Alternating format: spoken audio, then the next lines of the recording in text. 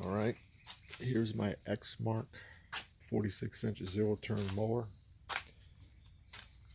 and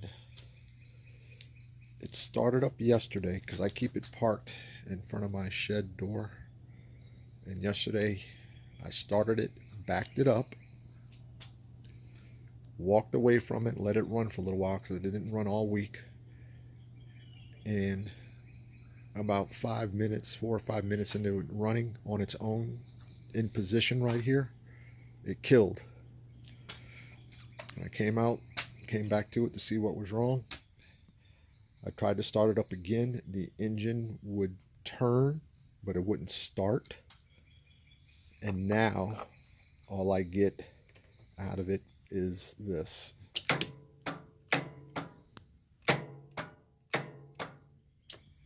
The battery's completely charged.